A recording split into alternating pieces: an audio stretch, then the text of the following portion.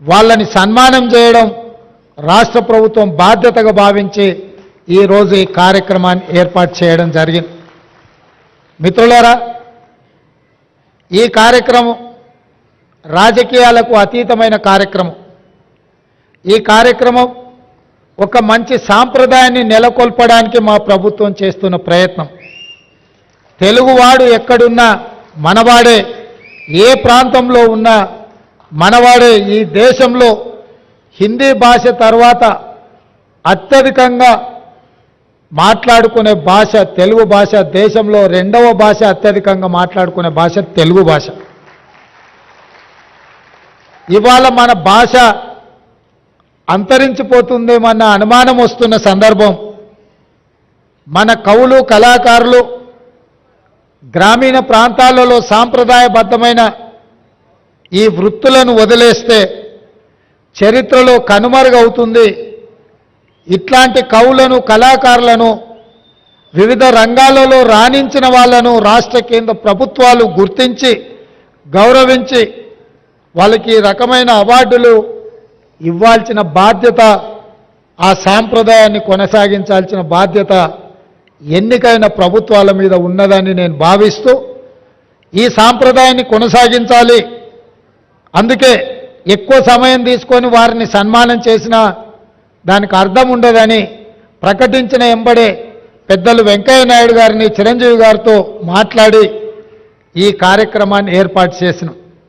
వెంకయ్య నాయుడు గారికి ఇతర కార్యక్రమాలు ఉండడం వల్ల ఉదయం 11 గంటలకే ఈ కార్యక్రమాన్ని చేపట్టాలని ఆలోచన చేసి మా అధికారులు చీఫ్ సెక్రటరీ గారితో శాంతకుమారి గారితో ఇతర అధికారులతో మాట్లాడితే, సార్ ఉదయం అంటే అభిమానులు రారేమో, అది మీరు శిల్పకళా వేదిక అంటున్నారు, అది నిండదేమో, కొద్దిమంది వస్తారేమో, ఎలా సార్ ఈ కార్యక్రమాన్ని నన్ను అడిగినారు.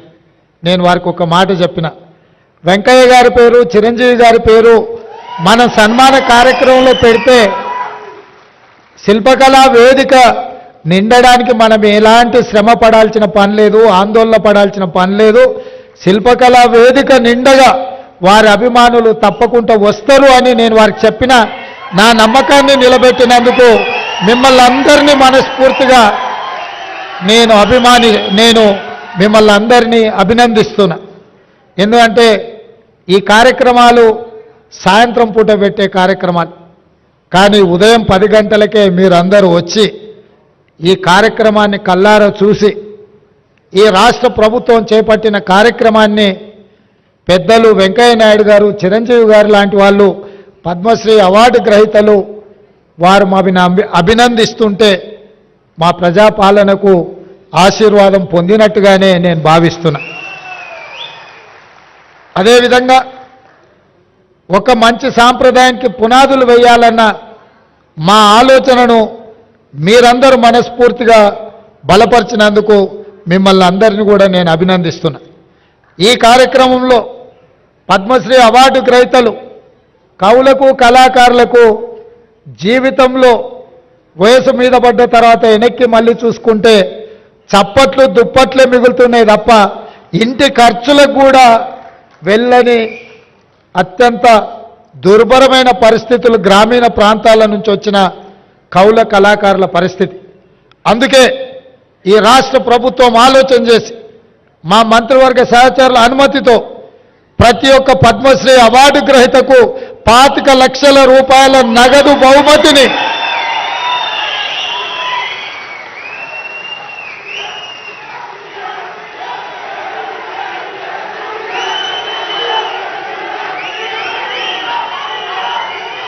రాష్ట్ర ప్రభుత్వం